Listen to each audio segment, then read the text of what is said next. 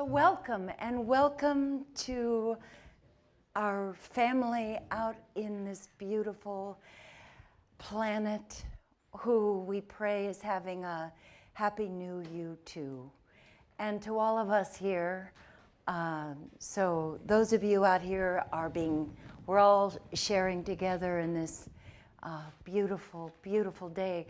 So again, I love the idea of new, and that we have this day with John Morton, who talks with us about how we can anchor in that which we want more of as our new yous. So, so I should introduce myself. I occasionally have an identity crisis, so I switch between Lee Taylor Young and Lee Taylor Young Morton, and today I'm Lee Taylor Young Morton. So, so we here, how many people in this room, and welcome to raise your hand there as well, are new to the Peace Awareness Labyrinth and Gardens? Welcome. Someone here? Welcome. So what's wonderful about that is, if I saw correctly, there were only 2 people who raised their hands. And that's beautiful because we all get to welcome you. But also it means that this gorgeous place, this Peace Awareness Labyrinth and Gardens, is well used, well visited, well loved, well traveled. And it is the home of the traveler, and has been the home of the traveler since, I think, 1973. So this is also the home of the movement of spiritual inner awareness, also called MSIA. And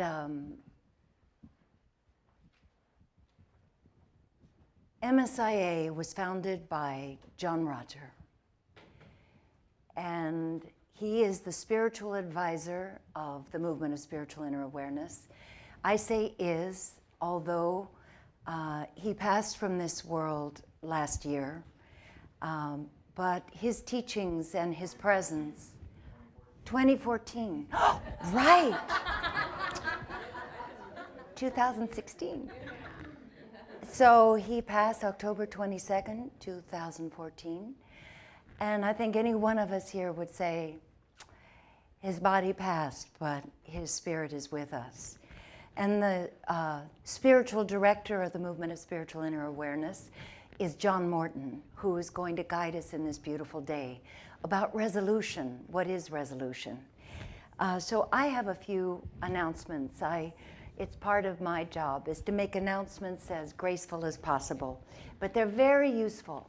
One of them being restrooms.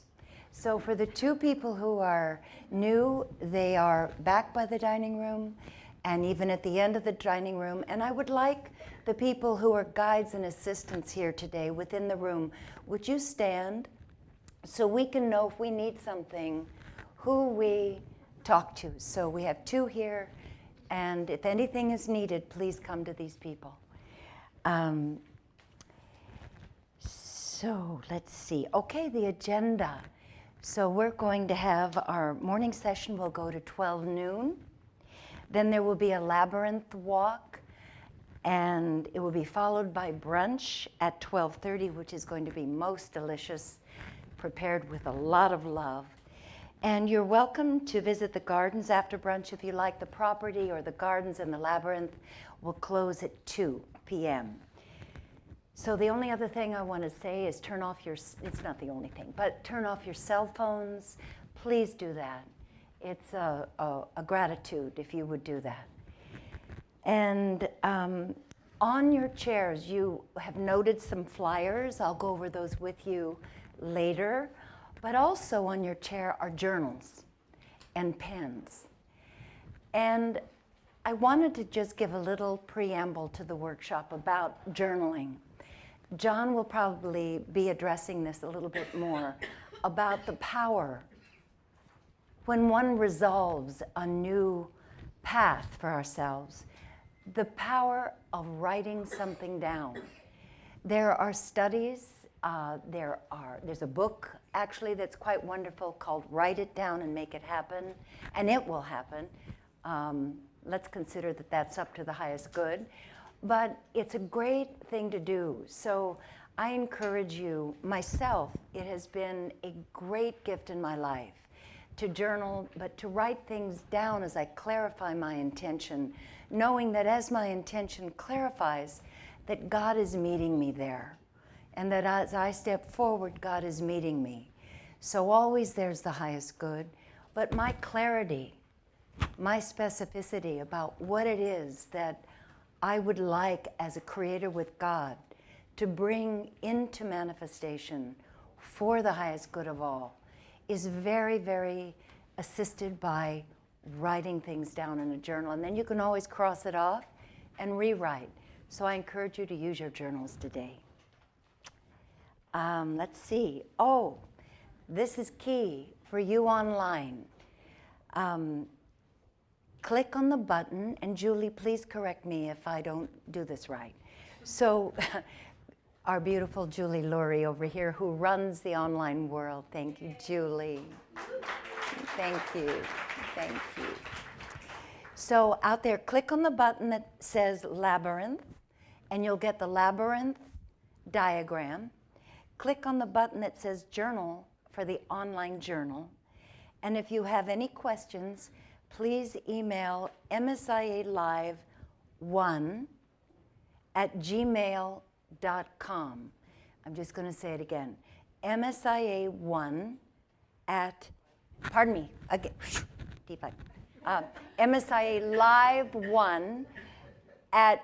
msia1@gmail.com. All right, so now to the beauty of the day, the heart of the day that we're sharing together, 2 moments of peace, and then I'm going to welcome up our traveler, John Morton.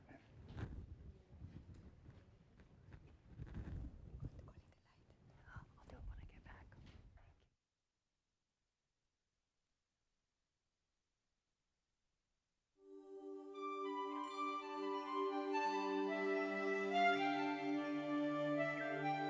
As the teachings of soul transcendence Porque las enseñanzas de la trascendencia del alma states establecen that through the spiritual heart do we find God. que nosotros encontramos a Dios a través del corazón espiritual. If you want to soul transcend, Si quieres trascender el alma, there's one thing you must do. hay una cosa que debes You hacer. must get in the way to do soul transcendence. Debes ponerte en el camino de la trascendencia del alma. You can't do it your way. No puedes hacerlo a tu manera o en tu camino. You got to do it the way that is set up for it to happen for you. Tienes que hacerlo de la manera que está establecido de que cómo sucederá para ti. If you could do it your way, Si pudieras hacerlo a tu manera, you would already be doing that. ya lo estarías haciendo. You wouldn't be here. No estarías acá. You'd be doing it out on the streets with everybody else. Estarías haciéndolo en la calle con todo el mundo. Well, here's the secret. He aquí un secreto, It won't be a secret in a few minutes. y no será un secreto en unos cuantos minutos. Everyone on the planet, Todo mundo que está en el planeta, at night when they're sleeping, cuando están durmiendo por la noche, does soul transcendence. hacen trascendencia del alma o la trascendencia del alma. They go up in their spirit, soul, body, Se van en el cuerpo del alma, en su espíritu, into the spirit levels of God, a los niveles espirituales de Dios, rejuvenate the soul, rejuvenecen el alma ya bring it back down into the body, y la regresan al cuerpo, and then it rejuvenates the body y again. eso rejuvenece el cuerpo de nuevo. Then you get up and you start going the next day. Y luego te levantas y continúas con tu día. Feel the expansion of your consciousness. Siente la expansión de tu conciencia. Take in a deep breath. Inhala profundamente. That's God's energy. Esa es la energía de Dios. And if you look past the physical, Y si ves más allá de lo físico, you'll see the source of your deliverance. verás la fuente de tu libertad. Because God will show itself through us. Porque Dios se mostrará a través nuestro. And we end up seeing the beauty Y terminaremos viendo la belleza that is an indication of God's presence with us. que es una indicación o una señal de la presencia de Dios con nosotros. Maybe you don't have enough proof yet. Quizás no tengas o no cuentes con pruebas o evidencia suficiente. You may have to study longer. Quizá tengas que estudiar por más tiempo. But once that happens to you, Pero una vez que eso te suceda, you go from mundane living te dirigirás de una vida mundana into illumination a la iluminación and enlightenment. y al alumbramiento. Baruch Bashan. Baruch Bashan.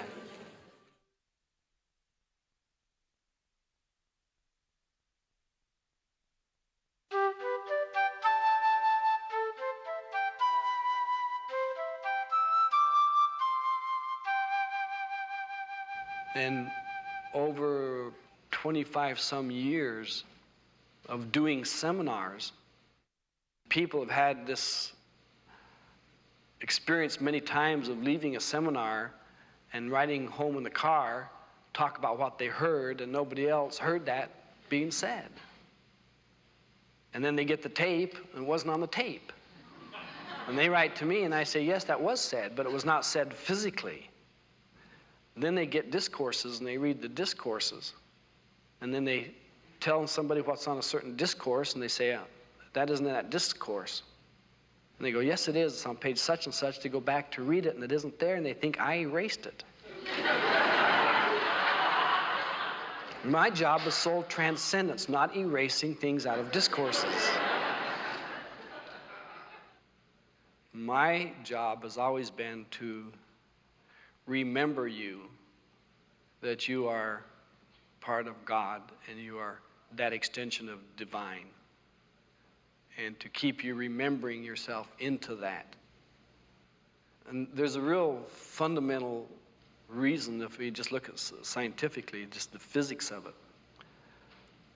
Well, we'd have to look at it psychologically on a lot of levels. We condition ourselves from early childhood to think and express ourselves in this contracted, conditioned form we call the physical body. And yet, there are so many evidential things that indicate to us that we are not just particularly that. We are peculiarly that, but not particularly that. That which is who we really are.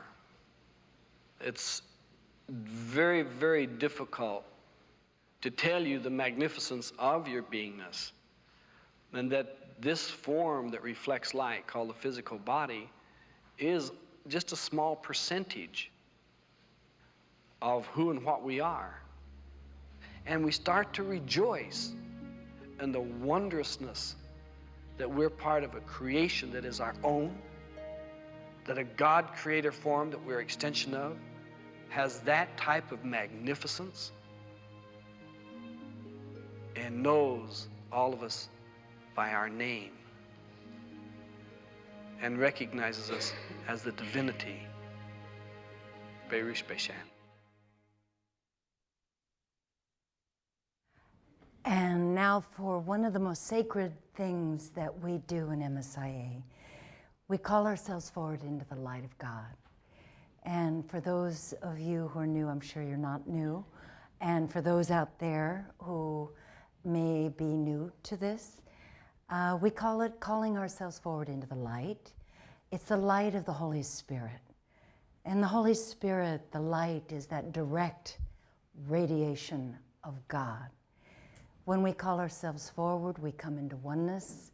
I'm going to invoke that now, and when we're done, we chant a word that's pronounced Anai Hu. Hu is an ancient name of God, and Anai is God's compassion for all creation. So when we chant it together, no matter our diversity, we come into the oneness of God. So if we close our eyes. Father, Mother God, we love you. We open our hearts, we open our souls to receive you in our breath, in our heartbeat, in our loving. We love you knowing that your presence is always with us. We ask that this light fill us, surround us, bless and protect us. And we ask for the presence of the mystical traveler and preceptor consciousness. And we ask that the light go to John Roger. We ask that this light of the Holy Spirit bless and go to John Morton, who carries this mantle. We're so grateful to be together, to celebrate our consistent and constant renewal as we renew ourselves in you. We know it is all good, God. Berush Bishan. Anna,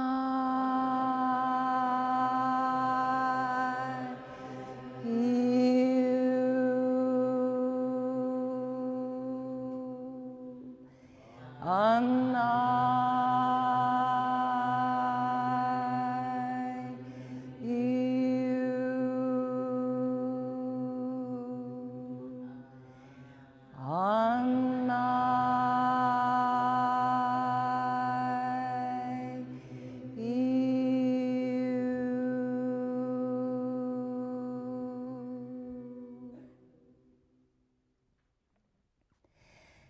and thank you, Lord Jesus Christ.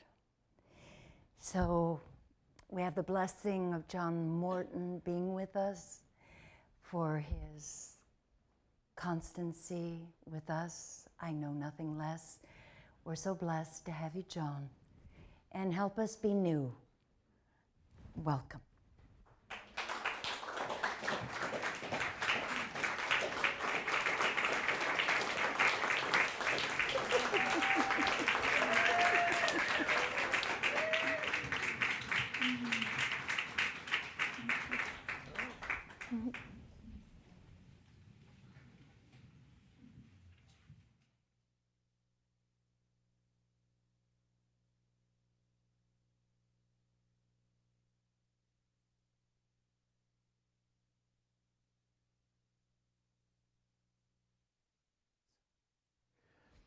So I noticed that that speaker over there has been on and off.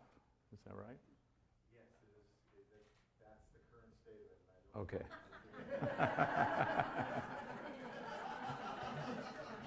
There you go. Regardless, we can go on. So that's part of what I'm going to do with you, is come present with this new year, as we call it. I suppose it's really new with our Creator. We have a way of looking at creation so that it is always brand new, and it already is. So that makes it eternal. And yet we're in a world in which, it's how do we describe this world? Lots of conditionality, lots of conditions. One of the advantages I see for us to come together in this way, and then individually for each one of us to consider what we are embarking upon. Where are we in the conditionality? And to consider there are cycles. There's ones that are something like instantaneous, and yet they have a beat. You know, they have a rhythm. So we could count them. But how quick is a photon in its cycle? You know, and how many of us really have met a photon that we could recall?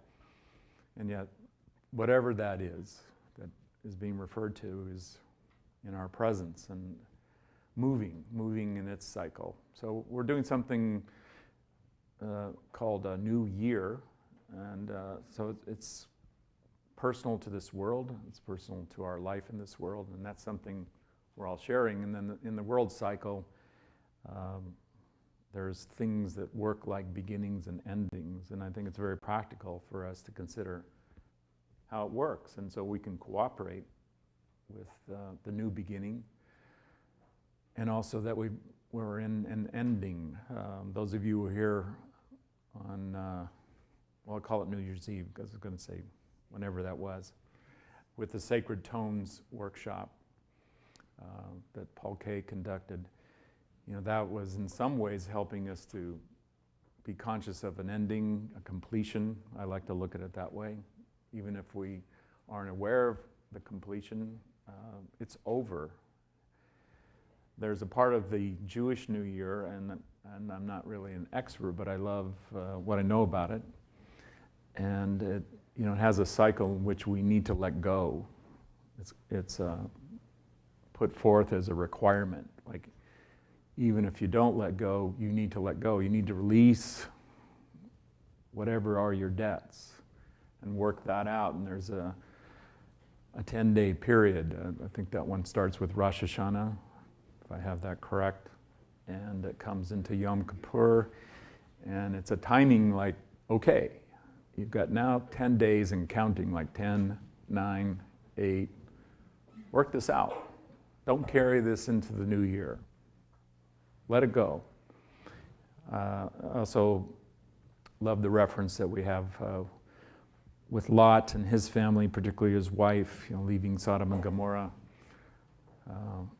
You know, you're being blessed with the opportunity to move on because there's a karma or whatever that was that's coming forward, and our message is we don't think you're going to be here when the karma comes here. And when you leave, don't look back. So when we leave the year behind, it's important that we appreciate it, that we appreciate what has been accomplished. If you haven't done that exercise recently, you might want to be. It's also related to gratitude. So those of you who have found the importance of doing an exercise of being grateful, it's a good idea every day. And particularly, I suggest it whenever you're having a difficulty with your day, to go immediately, do not stop at go or whatever that is, however that worked in Monopoly. Just go, proceed to gratitude. What are you grateful for? What are you thankful for? And Jer helped us understand, I'm sure as many have, that when we do thankfulness, when we're in gratitude, we're in connection with our divine source. We're in a communion, so it works like a prayer. And a prayer can be, hello, hi, how are you doing? You know, to communicate what is present for us. And thankfulness is a way of understanding what is present, that it's in a state that's continuously giving to us, providing for us what we need. And in my view, in the view I see spiritually, we're always being provided exactly what we need. There's never a moment when we're in lack with what we need. Otherwise, how could a soul be lost? So if it can't be lost, it's because whatever it needs is being provided. It's always found. Now, there may be a condition that the soul is encountering for its purpose of learning and growing, and I look at that's where we are. We're in a land where what we need as experiences is provided. So maybe in this moment, and I want to second or reinforce what Lee said about the journal. Go ahead, write things down. I heard a recent study, I don't have how the facts are, but these are like polls or opinions, so they're not necessarily accurate anyway, but the whole point of it was people who write things down about what they want to accomplish, it happens at almost like astronomical levels that they do create that does manifest. So writing it down has some kind of magic, and that's been my experience as well. Overwhelmingly, I live with somebody who I consider is a master of writing things down. You know, and at this workshop previously, I've shared some of her journaling that sort of led to me and led to us and led to a marriage at I guess that was 3 years ago. Now I don't have to guess. So in 2013, we did our New Year's resolution as a marriage ceremony, more or less right on this spot, that we shared, and it was an amazing resolution that we're still living in. And here's what I also want you to claim. So I'm inviting you to claim this for you. The best is yet to come. You know, that what's in store in our life, in our true nature, our spiritual nature, it's only getting better, only getting better. That's the nature of the Spirit. Your soul is increasing. And we also look at our soul as our true self. In order to do that, we're all invited to transcend.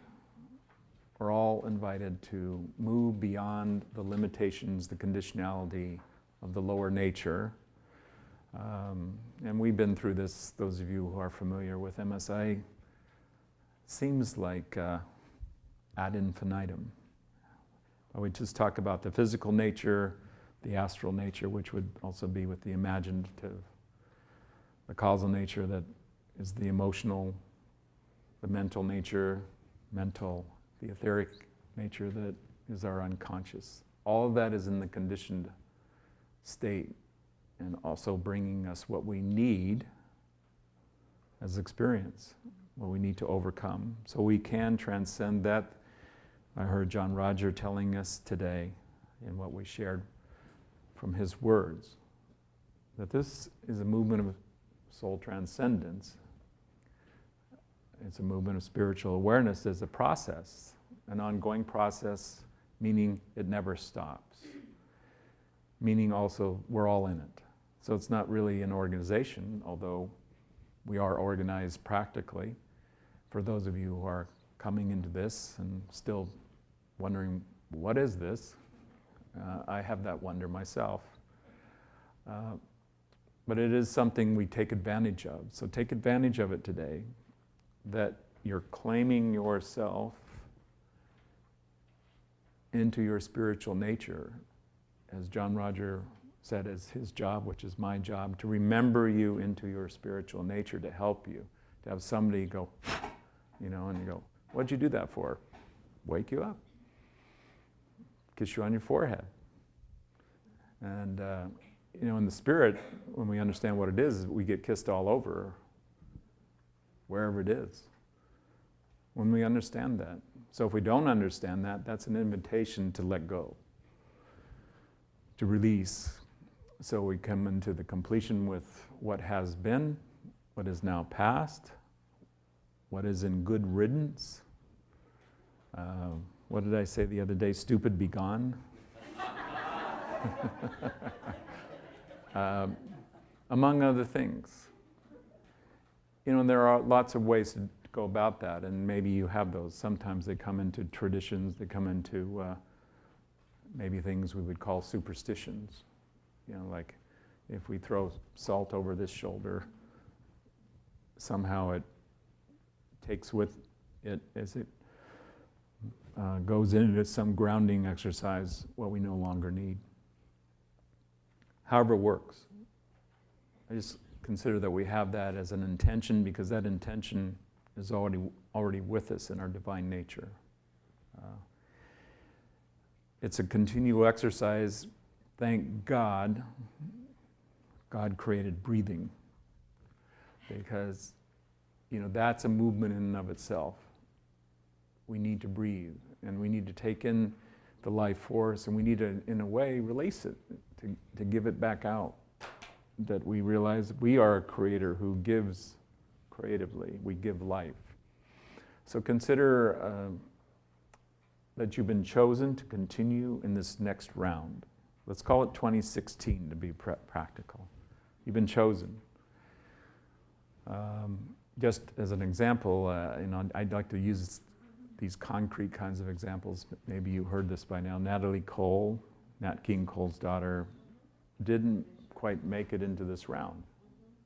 So she passed, I think, on New Year's Eve, if I heard it right. And, you know, my sense of it and the way it was presented as news for our world, it was like appreciating, thanking. And I like to look at it that way. So as we do that process where we're letting go of the last round, and we're moving into the next round, and it is a cycle that has something like spring. Well, let's put us where we are now. Winter. We're in the winter. And some of you know that because it's flooded where you are. Or it's cold where you are. And some of you are saying, it's not cold, it's in the middle of summer where we are. If you're in a place like South America or Australia, Africa. And our world works like that. And like, what? What are you talking about? The Flat Earth Society might put it like, it's summer everywhere at the same time. That's our world. Well, you need to travel more, because you're going to find out, you know, there are opposites, there are cycles that work above and below, and east and west, and north and south, and these kinds of things. All right, that was my preparation with you to kind of get you in the mood for resolution. I want you to turn to page, if you would like to follow along, 8 in your journal. I just want to give a note to my stylist, my clothing stylist. Like, did you see how my t-shirt is matching with the brochure? And there's a little line in my shirt that also matches. So if you get up close at some point, I'll show it to you. Yeah. I know you're saying, I know who his stylist is. But then you might want to talk to who you think that is and see, did you dress him like that? Look, there's already a sense of humor in the new year. Isn't this good? At least my sense of humor. All right. On page 8, there's this word resolution. Hopefully you're following along online. So what it says that we're using as a reference, that this is 14th century via French Latin resolution. Now maybe there's a Chinese version or something of another indigenous variety that would say it differently, but let's go with this. Maybe there's something that applies to all of us regardless of race, creed, color, etc. It's from a word resolvere, and I'm sure someone's saying, you didn't take much Latin. And say, okay, that's all right. But it just means to resolve. That's what we're looking at. A process of resolving something such as a problem or a dispute, a firm decision to do something. There you go. Well, what am I going to do in this new year? I'm going to make a decision. So today we're going to look at commitment. We're going to look at devotion, dedication, consecration. Where could we go from there? Celebration. And I love describing that part of resolution. So to be resolved in this time, in this cycle, leads to celebration. Something happens that what has been the restriction lets go. And what is the expansion, what is the greater that is yet to come, shows up in our experience of it is triumph, overcoming. What else does it say about resolution? That there's a firmness in determination of mind or purpose. So part of that would be your willingness to come into determination. There's a solution, an answer to a problem. So if there is a challenge, and let's look at it in other ways, that our life has opportunity in it. Always there's opportunity, and we're in a doing world. And I'm reminded, as I often am, of how I heard it from John Roger in particular. There's always another opportunity. So if you didn't like what happened with your last opportunity, you missed it, you blew it, whatever that experience is that seems like I made a mistake, I lost it, it's never gonna come again. No, there's another opportunity. And how many of us have had that experience where we're shut down, we're in contraction, the opportunity shows up and we miss it? I've had that experience, and that's like, whoa. If I just stayed open, if I just stayed aware on my intention, an even greater opportunity showed up. And I've had that experience often in my life. That the opportunity that seemed really good, and I was going to take it, then it seemed like it was taken away and removed. I lost it, but an even greater opportunity showed up that I got to experience. I call that living in grace. That I do what I can to resolve to live in grace. So I'm sharing my New Year's resolution with you. It just came out. So, hey, John, write that down. See, I'm practical here. Living in grace. And it's okay. It doesn't, just because I claim it for myself doesn't mean, oh, John took it. Now I can't claim living in grace. He got it. No, you can claim it. These things are universal. There's enough for everyone. So in this creation, there's no lack. That's why there's really no problem, just an opportunity. I'm going on with what's written on page 8. It's a formal expression of the consensus at a meeting, arrived at after discussion and usually as the result of a vote. All right, let's take a vote. Are you in? Yes. Okay. I want you to know something. God gave you a vote, a complete vote, a whole vote, and nobody can take it from you. It's your vote. What do you vote? So if you're not voting, if you're, well, I'm in confusion, I'm not ready, I'm not sure, I'm going to wait for a better opportunity. Okay, maybe, but what's your posture? You know, look at, what's that? Are you tense? Are you in doubt? Are you in fear? Are you in resentment and upset? Is that the best energy to greet your next opportunity?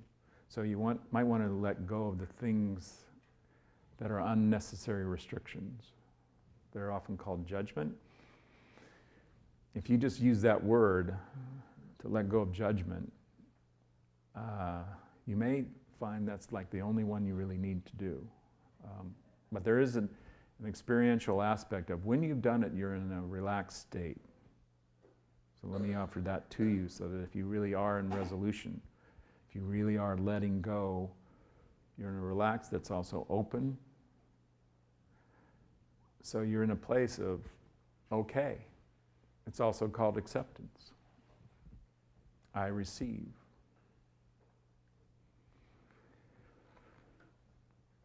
I'm also going on to the next part of this resolution on page 8, the quality of detail offered by a TV or a computer screen or a photographic image. Well, we're certainly in that, aren't we? I was listening to something attributed to Steve Jobs. Hopefully he's not cringing. Don't say it that way. But in any case, you know, he's relating that the devices were not just something that we would use, that he was using things that would change us. He was creating things that would become part of like a living experience. That's how he was viewing what he was creating and bringing to the world.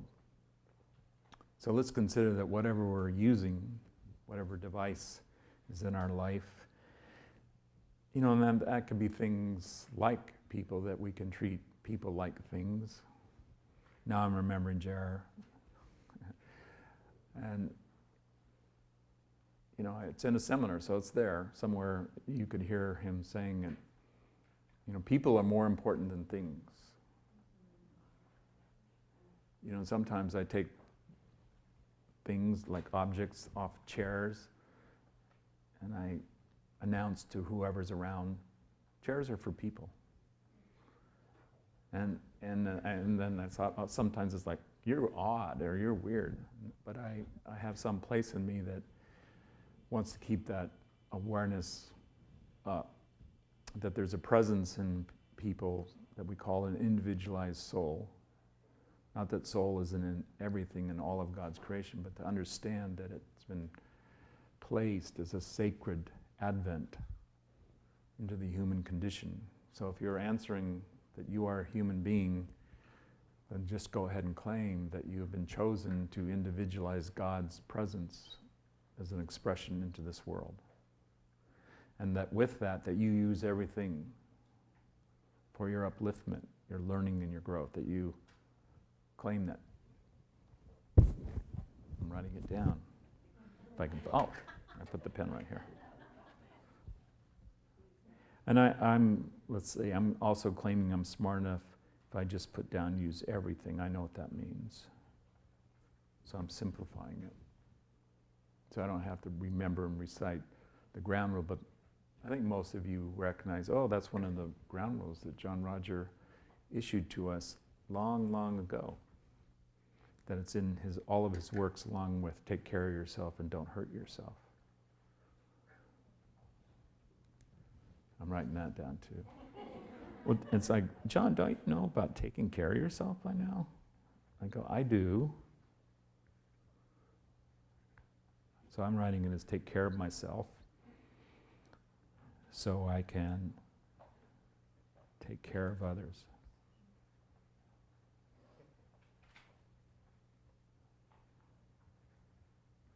I'm renewing it.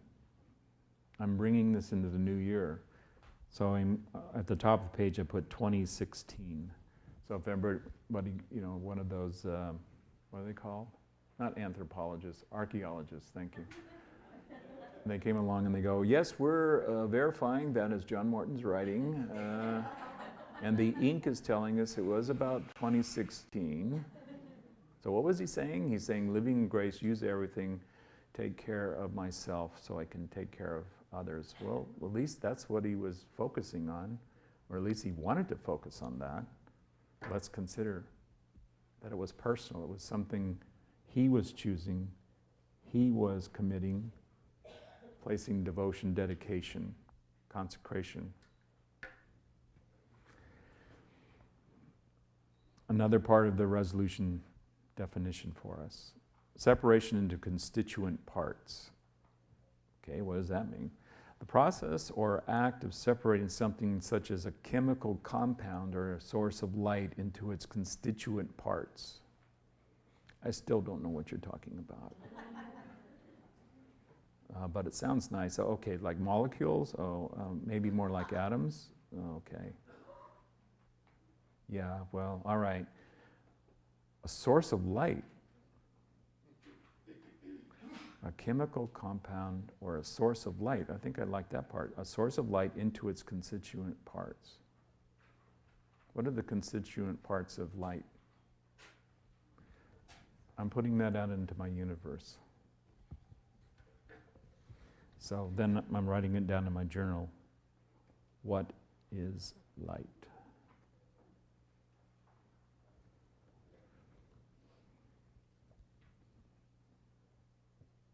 Moving on. Subsiding of symptoms, the disappearance of coming to an end of a medical symptom or condition. I mean, and I know right now a lot of us would like to say, amen. Amen. Okay, the disappearance or coming to an end of a medical symptom or condition for the highest good. It's really important. Those of you who are familiar with MSIA and our teachings know that's one of the cardinal points for us to be conscious of as an intention, as a resolution. I'm writing it down, people. For the highest good of all concerned. I love those words because I know they mean all-inclusive, no exceptions. That's how God works.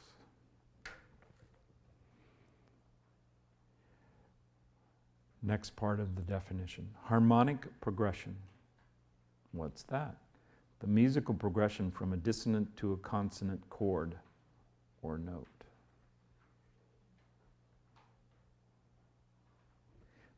Well, you know, I love music. I know that part. I love harmony. And I love rhythm that is in the consonant, the harmonic that has symphonic, integral movement. So I know that, and I know my experience with this thing we call the sound current, that it's an overwhelming energy. It's an energy that is the chord, is the harmonic of God's creation, that it has variation. That's an understatement. But all at once, integration. So let's consider that's what we're considering now with harmonic progression, that we're moving into the greater harmonic, as if we can handle it, that we are created to handle it, so we're not given anything we cannot handle. You know, that's one of the primary teachings. Along with all, out of God comes all things. So there's nothing that God created that, see, I'm now my mind's going, how do you say that one? How do you finish that sentence? So everything God created is part of who we are, that we're not separate from any aspect of God's creation, even while we're in separation into constituent parts, like in a place like this. Like people are constituent parts. Have you ever thought of that? Hello, constituent parts, my fellow constituent parts. I love you. Maybe that's all we need to know. When all's said and done, I vote for love. That's my vote. I'm going to stand by that vote. The final note, that's part of the definition I'm looking at here. The musical note or chord to which the harmony moves when progressing from dissonance and consonants to consonants. The musical note or chord to which the harmony moves when progressing from dissonance to consonance. Well, we want to hear that chord. I want to hear that chord so that I move in the harmony that progresses to consonance. I want to hear that note that takes me into that oneness, that symphony, that harmony. Okay, the last part of the definition says, the part of a narrative when conflict is resolved, the point in a literary work when the conflict is resolved. Like the end. I think not so long ago, we can probably find it like, you can find films from the 30s. Remember? The end? It would say that. Those two words would appear rather large, like, okay, you can all get up now. It's been resolved. And then we had those experiences like, I don't think they resolved it. Well, that's why they're going to have part 2. Because that was their resolution was, let's do a series. We'll start it as 3 parts, then it'll become 9 parts. Then when Abrams comes around, you know, like Abraham was Abrams or something like that. Abram. Wow, that's interesting. That goes on. So, let's see. I'm writing down, be mindful of what you speak.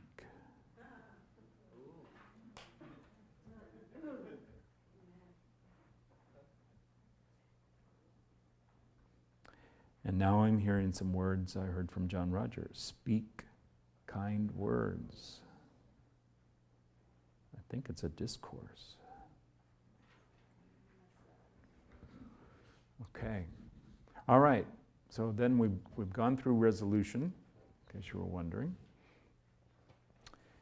And I want to move on and just talk to you about a process we're about to do. We're going to do a process in fours, like a quartet. And I'd love to talk to you about how that all works musically and harmonically, but my mind isn't quite qualified, so I'd have to have some kind of divine inspiration to get me there. But I'm open to that. Open to divine inspiration.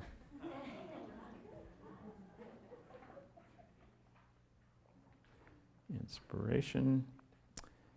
And then I'm following that up with, and new higher experience. Okay.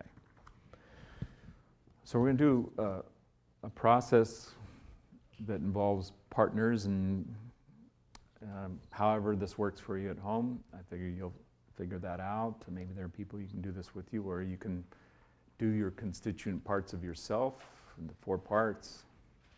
Maybe you do winter, spring, summer, and fall. What am I in my winter? What am I?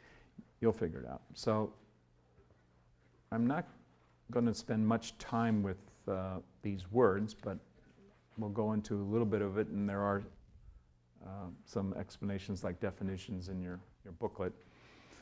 So again, commitment, it's what is your commitment, and this is something that you could find value in writing about, even right now, or at any point during 2016. Let's look at it that way. What is your commitment? And I want you to know it's being updated, meaning it's being renewed in the moment, so check it out. What is it now? So I'm adding that word. What is your commitment now?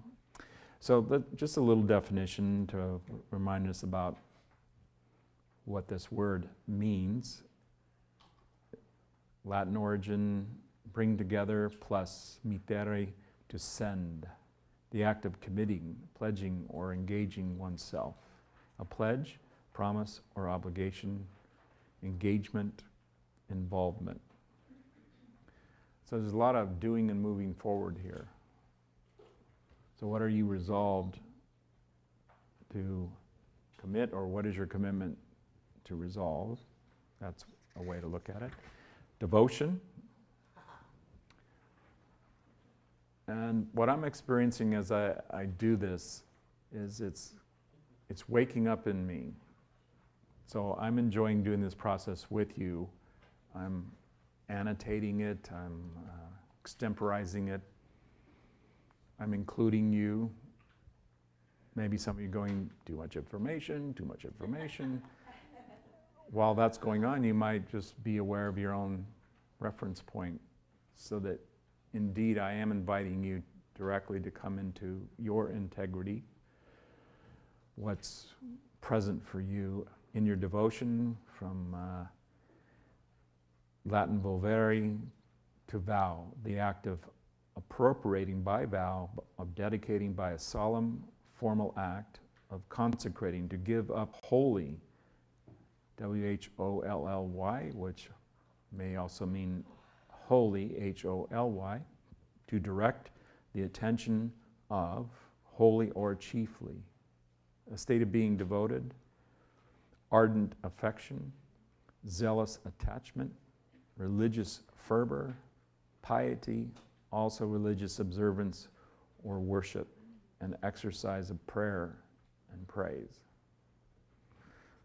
So let's consider that's part of resolution. Dedication, from Latin, or dicare, to declare, being devoted to serve or worship of a divine being, or to sacred uses, to set apart to a definite use or service. A name and often a message prefixed to a book or artistic production expressing affection for a friend or cause. Also integral to resolution. Consecration, from the Latin, consecrare, with plus sacrare, sacer equals sacred. The act of making or declaring sacred, setting apart or dedicating to the service and worship of God. The act of rendering sacred, hallow or holy, to sanctify.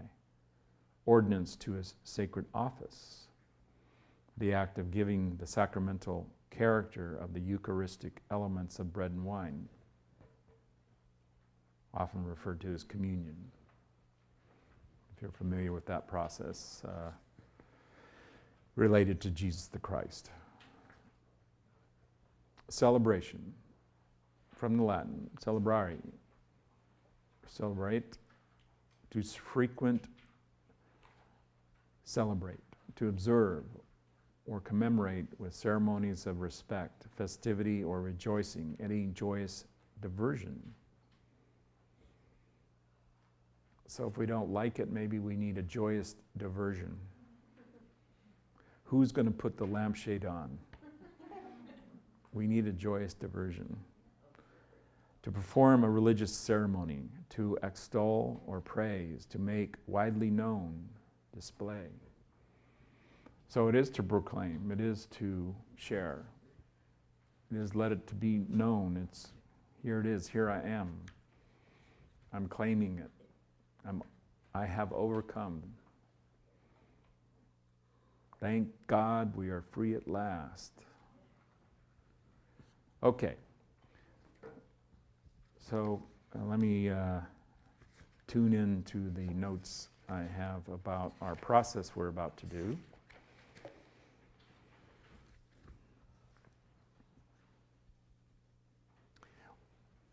We're going to have a gong that many of you are familiar with. It sort of is now something that you've been hypnotized. You would stop whatever you're doing if you heard this gong, and then probably come silent. You ready to let us hear that, Roger? There it is. So we use the gong practically when we do these exercises to start your individual turn. Then you'll hear a gong when that's done. There's a pause before the next gong, which would then start the process for the next person. And so a gong starts and stops your turn. So we have this set up for 4. If you have less than 4 or more than 4 in your group, you know, it's not set up in the rhythm of that, so just so you know, but I figure however you do this is however you do this. Move to celebration. So if you have that experience, that's what's really important. It's also important that you have the willingness to be open to your truth, to what your experience is. So we ask a question, and then you're going to share what comes forward as an answer to that question. Let's see, I want to make sure we have what's in your journal. Well, actually, we just have it set up so I tell you what to do. There you go. That's perfect. I love that. So, when it's your turn, the question is simple. What is your celebration? And in answering that question, you can consider what your resolution is with all the aspects of the resolution. So consider your commitment, devotion, dedication, consecration. Again, the focus is what is your celebration? Now consider that you're moving forward into the new year of what you want to create. You're going to take this precious aspect of who you are and direct it. So you're going to do that. Obviously, maybe already you've written things down. I have. So I have things written down in my journal. But when you do this process, it's brand new. It's alive. So be present. You may be, let's say, tapping in to your kindred nature. You may speak for all of us. I've had that experience. I've had the experience that God is speaking.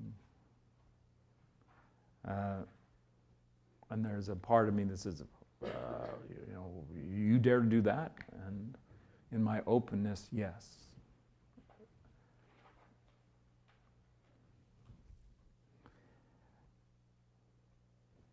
Is there any question at this point about the logistics? And I just answered my own question, so then I'm going to tell you the answer to that. I know we have some movable chairs. We have things that are not so movable, like couches and rather large chairs.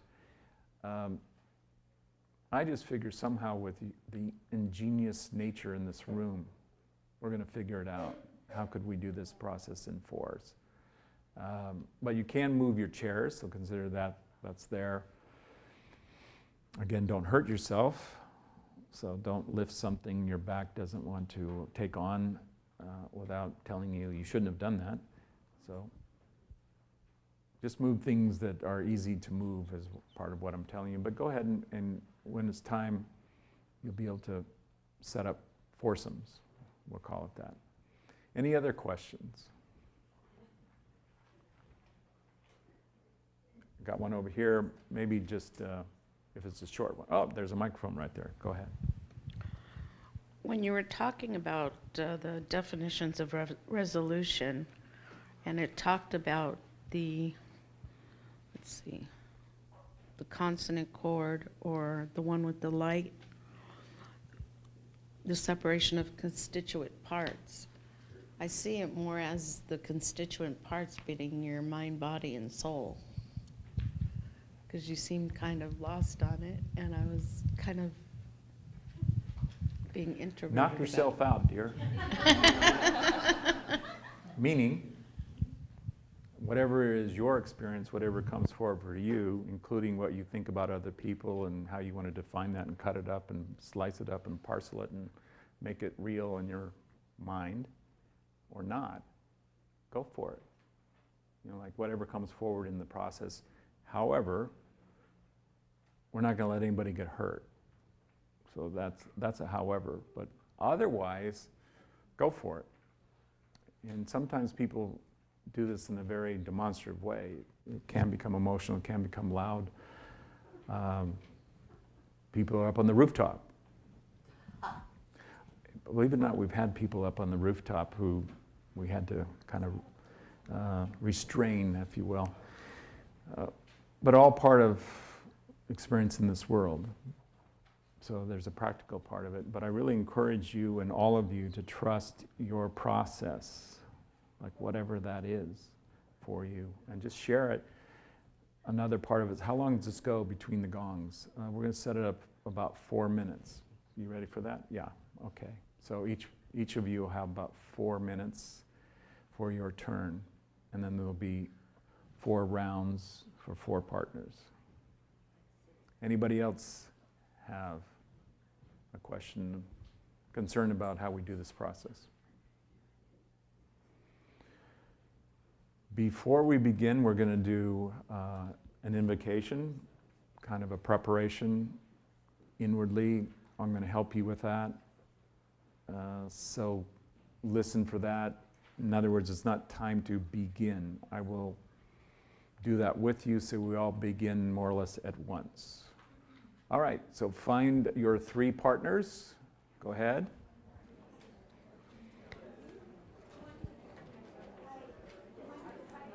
Can I have that yellow mic for a moment? That yellow mic, Carol? Can I have that yellow mic? Maybe Susan could bring me this. Never mind. I'll take the blue mic. Anybody looking for a partner? Anybody looking for a partner? Raise your hand if you're looking for a partner. There's one over here where I'm pointing. Two over where I'm pointing here.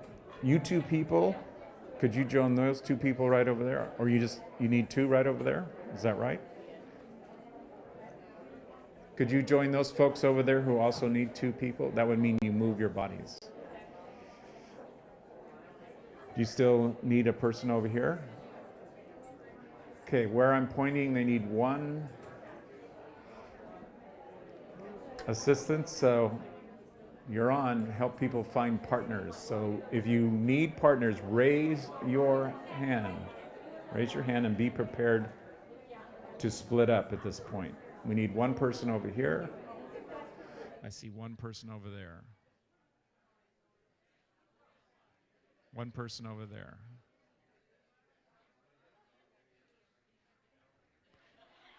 I'm looking around. Anybody else need a partner?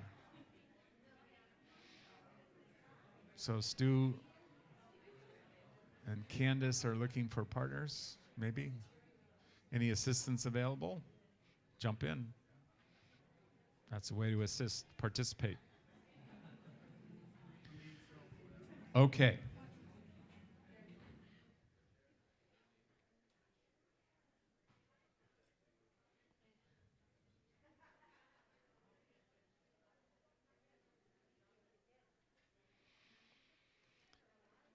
Now I would like to have your quiet. So I'm calling you to speak no words at this point.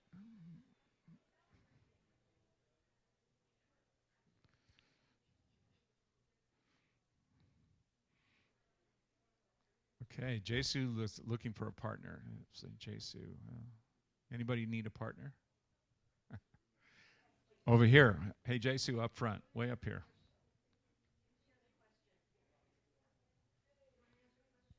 Okay, I'll answer a question. Give him a microphone.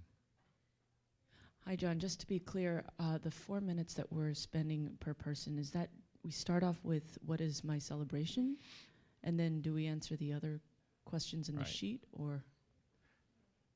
Excellent question. Yes, what is your celebration? Because I want to make sure you get there. That's my intention for you, is that you need to consider how would your 2016 go such that you're in celebration. You are in celebration. And maybe you say something about, hey, I see myself jumping up and down. I see other people cheering. I see I'm on the news. Here's the person who won the mega lottery. However you see that. And included would be, what is your resolution? Your devotion, your dedication, your commitment, consecration. So all that can be in there. And that's fine to be aware of that as well in your process. So it's really all what is your resolution? What is your commitment? But I'm using one question, and then maybe you spend the entire 4 minutes on celebration. And if you keep that going, that's going to be really valuable for your 2016. Because it sets the tone. It sets the direction, what you're calling forward for yourself. Now that I have your attention, before you hear the gong, consider that right now, through the Holy Spirit, present with all of us, that we've called ourselves forward into that attunement that comes through the Christ, through the traveler consciousness working with us on all levels. And you can make it personal. Thank you, John Roger. Thank you, Jesus. Whatever that is for you in your personal way. So hear that within you. Be conscious of that within you, that you are enfolded and filled with His presence. That it's serving your highest good as it's serving the highest good for all concerned. And in this blessing, it's tangible, it's kinesthetic, it's on your head, it's pouring over you and into you. For some of you, it's tingling, it's warm, it's refreshing, like pure, clean water. Pure, clean breathing. And whatever would sustain you, nurture you, enliven you.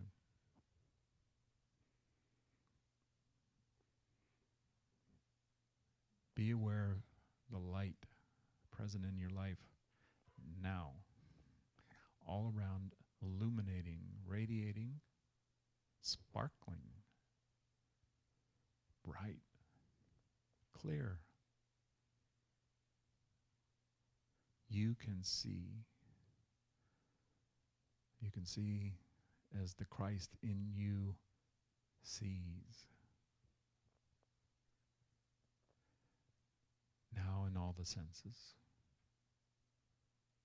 Listen, feel, taste, smell.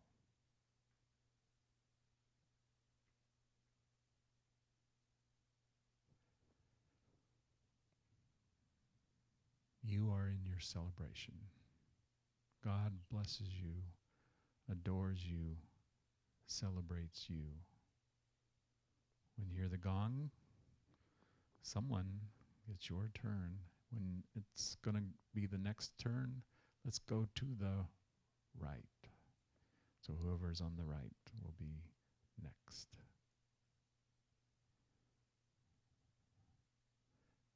And let's hear this gong like the new year is ringing in for you.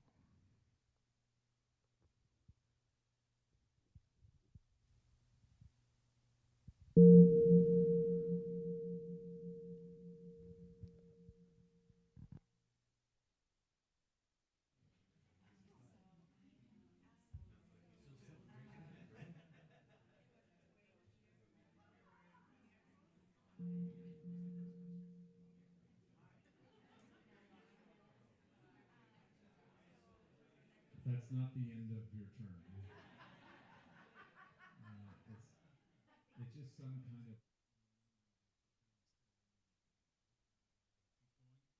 Hopefully the next one will be about 4 minutes from now. Bonus, you got a little bonus.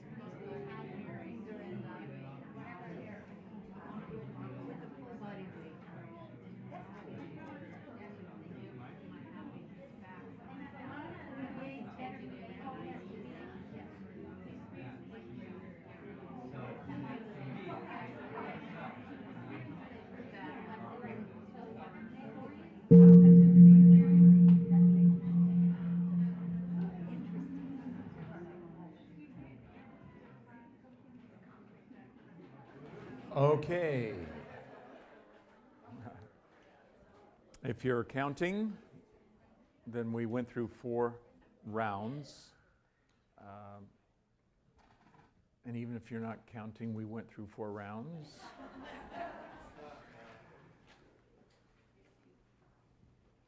So let's consider that we're in greater celebration now because we all invoked it. And that's something that goes to a level that's overflowing. So it's to be shared, which is a blessing. It's a way of letting it go out, our cups running over. So there's celebration more so than before on our planet. And then consider, because of our individual connections that we have with those we love in our heart, those who are close to us in our heart, which doesn't just have to be people in bodies, it can be those who are in spirit, those who are passed over, that we're in greater celebration. And consider that when we're in that communion, then their celebration is also shared with us. So John Rogers' celebration is shared with us. You see how I did that? And then if I can do it, you're doing it. Let's just say I'm sharing that, so then, okay, so I called forward my celebration, and that includes those I love. And when we get with God's way of relating to celebration, everyone's included. There's no exception. So let's move it into that. I'd like you to take a few moments with your journal. So it'll be a few minutes. I think I'll have David. I've never called you David before, Richard, but that's interesting. But we do have a David on hand who's taking photos, so beware. He will capture you in your celebration. Even if you later say, that's not my celebration. He's got an assignment to capture your celebration. So Roger will play a gong in a few minutes, and I think we'll bring in some celebration music of some kind. So here you go. Spend some moments with your journal of what is present for you in your resolution to be in celebration now, in 2016, and beyond.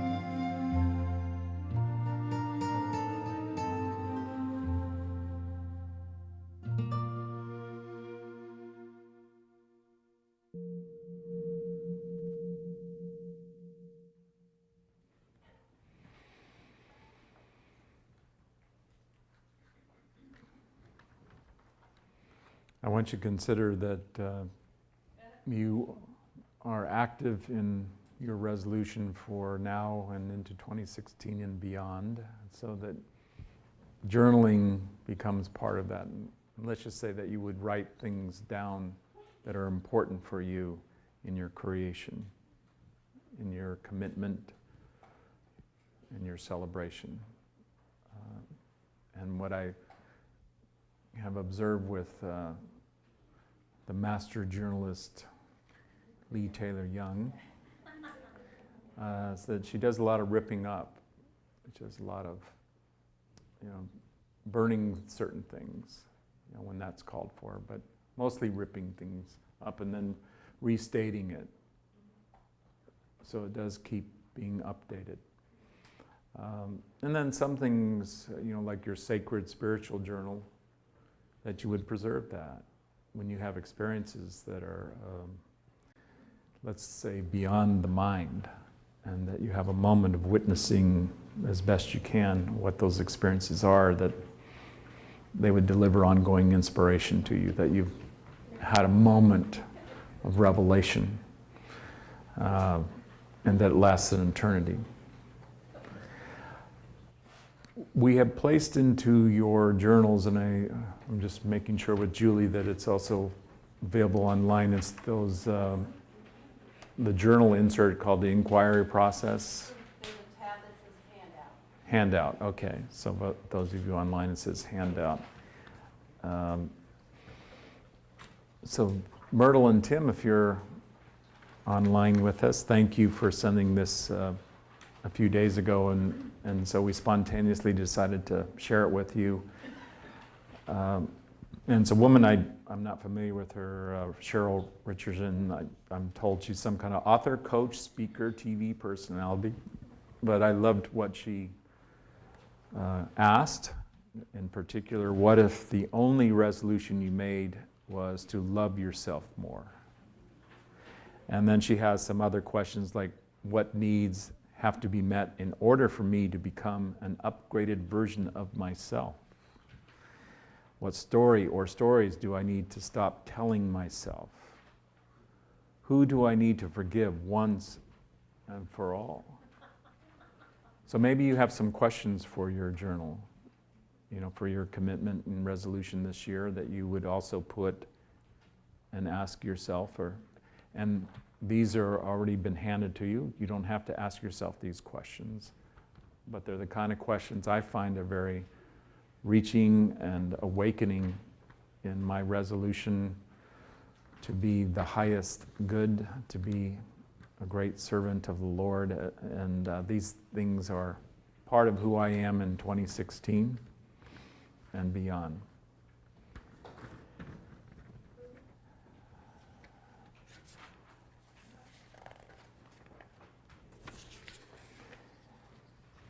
Let's see.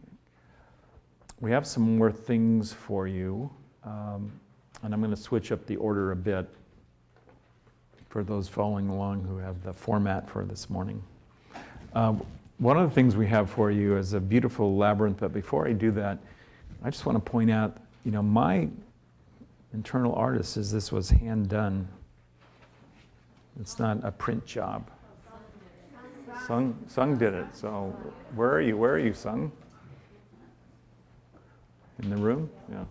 In any case, beautiful. I love the touch. I feel the vibration of it. And now I'm going to cover it up for a moment. So I'm going to put up, and also online, this would be available to you in a button called Labyrinth Instructions. Correct. Okay. So that you would have a summary of how to walk the labyrinth. And here at Peace Awareness Labyrinth and Gardens, we have a labyrinth, and it's available to all of us. It's a replication of the labyrinth in the cathedral in Chartres. I've been there with John Roger, and on that occasion it was kind of like covered up, and it's inside the floor of the church, and it was almost like if you didn't know it was there, you just walked right over it kind of thing. I've heard they've changed that a bit and cleaned it up. So in any case, labyrinths are designed as a way of a practice, a discipline to bring us into resolution. It does lots of things. It can bring you into letting go. It can bring you into an altered state, by kind of a formulaic, ritualistic process, which we don't do too much of in MSIA. So in any case, I'm going to give you some pointers, and part of it would be, for now, I'll move this over. So it looks something like this outside. There's a beginning point, and if you were able to follow along like a bouncing ball, like there's an opening that you walk into, and then if you find yourself soaring and lifting up, that's okay, and maybe at some point you're here, and there's actually a hue symbol inside here, and there's a message that I'm not going to say what it is because I'd like you to go there and read it. It's a beautiful message in the center of the labyrinth along with a hue. And then once you're there, then you come back out the way you came in. So that's the idea. With this number of people, it's probably not very practical to tell you to go walk the labyrinth right now, because then it's not designed for like a 4-lane highway. Yes. It's designed kind of single file. Don't worry that you're stepping on any line or stepping over any line, or it won't be that you've somehow been landed into a Neanderthal time period again, or into a subspecies or something like that. Don't just clear all that kind of thinking out. There's no violations here. There's an opportunity to come into a higher awareness, a higher resolution. Basically, what I would point out to you about as you walk through, just some of the highlights of the information, like it's an archetypal design, so it goes back thousands of years. It's something that we're just utilizing, that somebody found as a formation, and as we walk it, some people crawl or this type of thing. They take a long time to do it. My point of view is you could do it rather quickly, maybe sometimes a third of a mile. Thank you. Like, how long does it take you to walk a third of a mile, however long that is? Let's say, for me, I might be able to do it easily in 8 minutes, 10 minutes, or something like that. But you could probably do it quicker. Let's see what it was consecrated. So there is a recording of John Rogers' consecration. It's beautiful. If you want to make that available to yourself, that would help you understand more about what it's about. Labyrinths are different than mazes, so mazes have dead ends. We don't have any dead end in our labyrinth. It basically, you walk in and it takes you to the center by following the clear line of energy, if you will, and then it takes you back out through that same energy. The purpose of walking the labyrinth, I think this is valuable to share with you, to relax, to have a deep inner experience of your soul, God or guiding force, to resolve issues. Okay, so if there are some issues you're aware of that seem to be unresolved, to dissolve a habit that doesn't work for you, to ask a question about your life. So before you enter or as you're walking, you could be asking questions or you could be hearing questions. Ask the kind of questions that you want to answer. Here's a lousy question. Why is my life such a big mess? Forget about that question. How is my life going to become the best ever? There's a good question. To gain greater awareness of spirit or your inner knower, to release a concern, and sometimes it just happens. Like if you walk in with a pain, you might find out at some point you're not walking with that pain. You're not walking with that burden. Your shoulders are not heavy or whatever's worrying you, fearing you. These things can clear just because there's a blessing. Do it as a walking prayer. That's what's in communication. Remember that prayer can involve listening. What are you hearing? And remember, John Roger invited us to consider which voice we're listening to. So listen to the highest, clearest, most wise, loving voice. Listen to that voice. Focus on breathing and see what emerges. So you could just be aware of your breathing, and then kind of one foot in front of the other. And maybe that with the number of people doing the Labyrinth today, there'll be some significant pauses and how that goes, and maybe you get out into the other lane. And remember, I'm not going to be concerned about that you're stepping over lines and that kind of thing. Chant the sacred tones. Those of you who are initiates know what that is, but Anai Hugh, or if you have a sacred tone that you consider works for you. Energies in the labyrinth are powerful, but powerful in a good way, a blessing way, okay? So again, there is an order to it, but it's not something that's going to smack you over the head. That wouldn't be the Labyrinth. Walk with an open heart and an open mind. Ask for your highest good. We just did. So even if you forget later, we just did. Got it? That's how that works. And then I go, could that work for the rest of my day? It can work for the rest of your life. Okay, some other practical things. Walk toward the center, focus on letting go. While in the center, focus on opening and receiving. Walking back out, focus on integrating what was learned in center in everyday life. What was learned in center? That doesn't say. Anyway, it means something very good, whatever that sentence just said. Walk at your own pace. It's okay, but you know, permission to pass. You may pass another person or be passed. All right.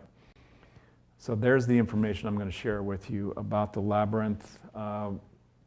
Lee's going to be coming up shortly to give you some further information.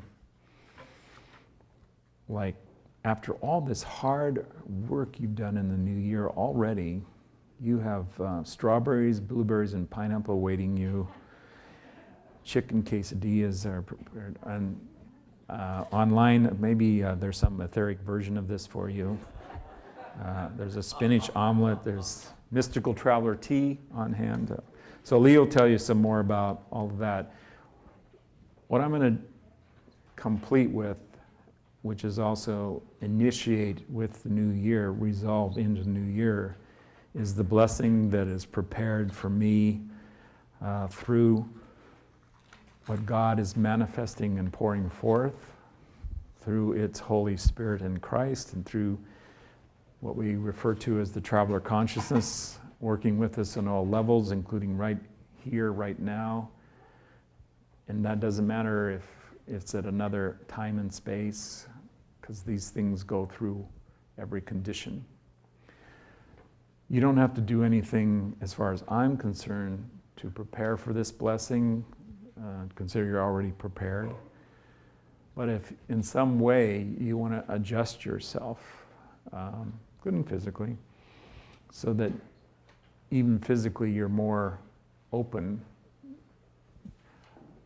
and it's happening, so I'm speaking in the blessing right now, that we are with the Father, Mother, God of our creation.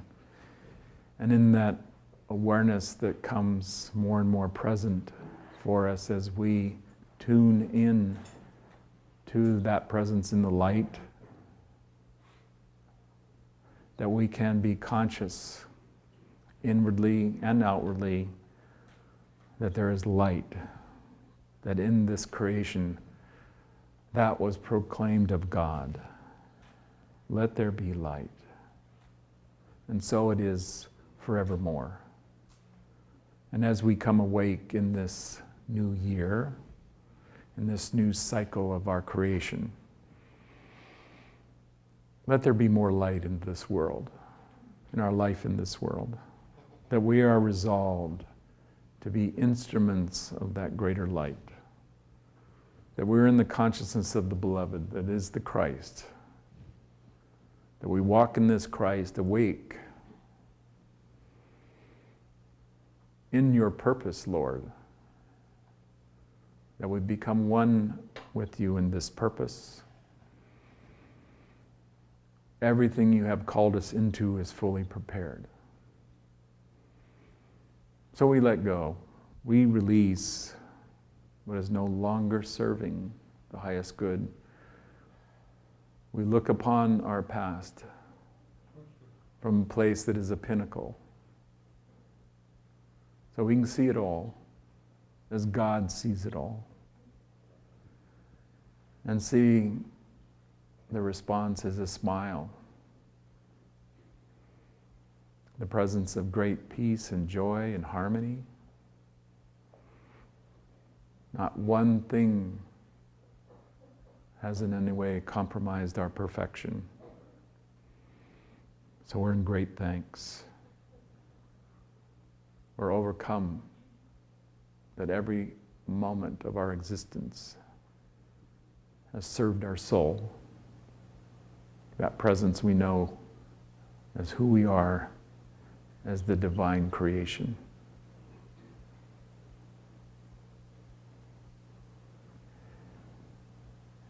We're in another turning point, that it's around, as I like to say, we see each other around the next bend. And that bend is going up, higher and higher, lifting us. We are in that energy field that is always lifting, even while we remain on this earthly plane. And we have those who are beloved extending to us from the Spirit through the consciousness that we know as John Roger and Jesus the Christ. And all those who are serving in the way of the soul. And we are serving in that way, that we can see that purpose fulfilled in our life. We call forward the fulfillment that comes as the spiritual promise. Fully claimed, we are fully resolved in this purpose. We renew it so that our liberation is complete. And in this liberation of the consciousness who we are, we experience the great celebration. Joy upon joy, peace for all. That we're in your wisdom, your grace. We're in full cooperation, so we are one with your will being done, as it is above in all of your creation. In us, individually, each one goes forward, fully in your purpose, that we too can say, we are one with you.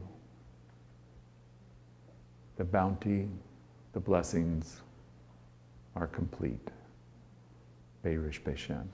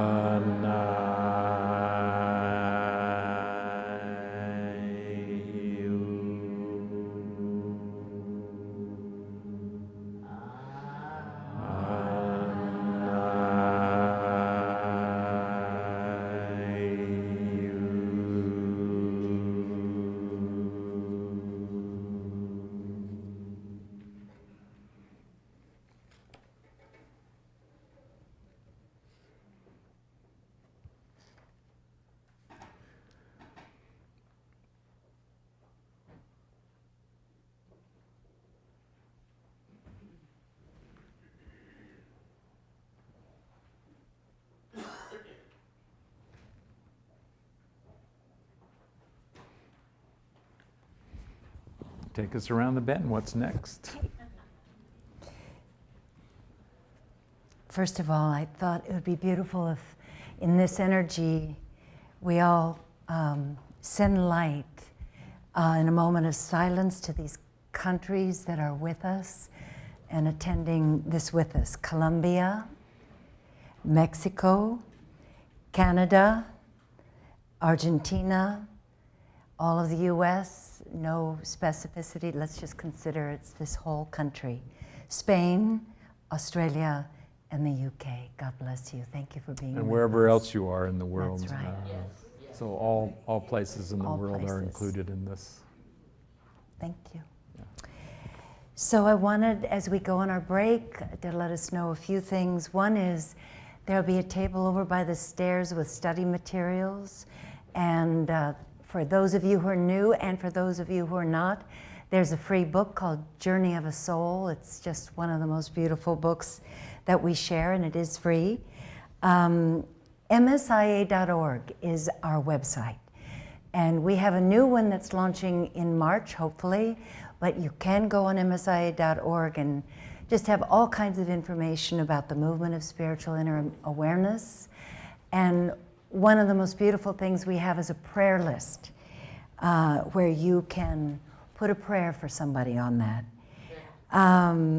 All right, so we have a live seminar with our beloved John Morton called Let Us Love One Another. This is going to be February 10th at 7 p.m. It's sponsored by the Spanish community, and it's going to be an online seminar at the Home of the Traveler, which is here. So it says here, John's seminars always seem to go right to the heart and warm us up with his loving. So, and I love that, excuse me for my shuffling here. Oh, soul dance. I was hoping Alicia might still be here. Our beautiful Alicia Hayes, January 7th at 7:30 soul dance. I don't know, oh, it's here. It's going to be here at Prana or Peace, Awareness, Labyrinth and Gardens. It will not be online, but it says move your body and your soul. It's incredible, so please come. And then on January 11th at 7:30 p.m., we have really an incredible workshop called Simply Spiritual Living.